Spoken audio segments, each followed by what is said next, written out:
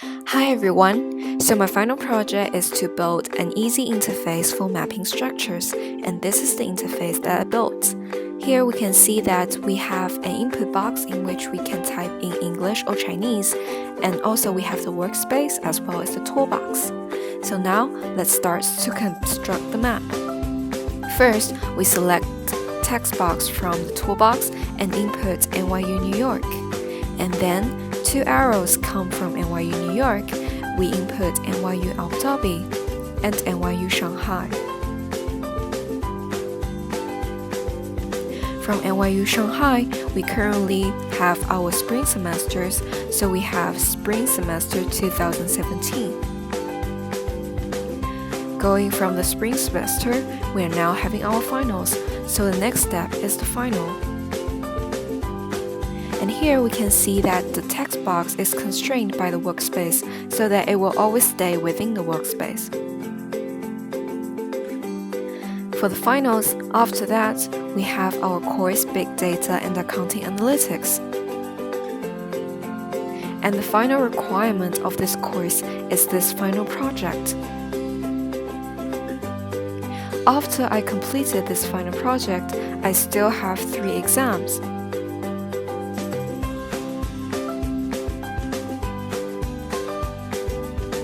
And after those 3 exams, it will be my graduation ceremony.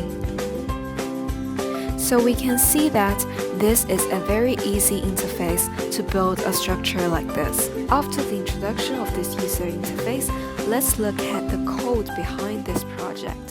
So in this project, I used 2 external libraries. One is the icon library. I used the icons to build my toolbox, and the other one is the Google API. I used the jQuery to build my draggable and resizable effect of the text box. And the draggable effect is the most important part in my project. For this interface, I use CSS files to build. So we can see, for example, for heading, we have special properties for text alignment. It's aligned in the center. And also, for example, for the input box, which is here, we have the font size, and also we have the border.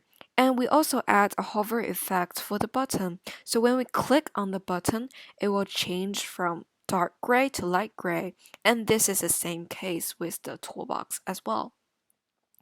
We can see that in this program, when we click on the tools, a tool will appear in our workspace, and this is built through the onClick function.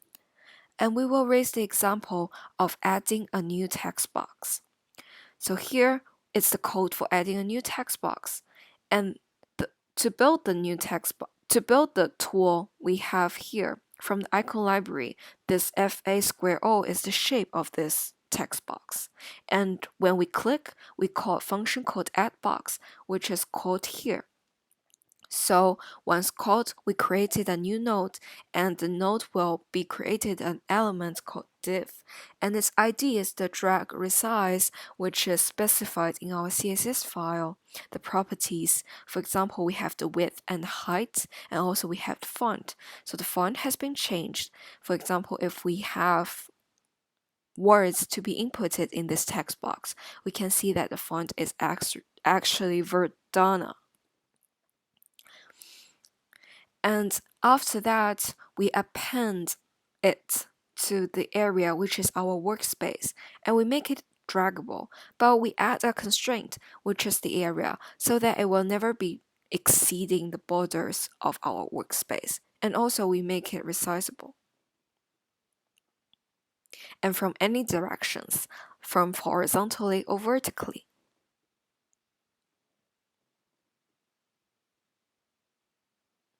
And after that, we call a function called new text, which is related to our input text box. So when we tap text inside this input text box, the text will be shown in this text box. It's built by the button of confirm. When we click it, it will call the function new text, which will generate an input value of the input, and we simply append this input value, which is the text, to our nodes. So this is the underlying mechanism of this project. Thank you.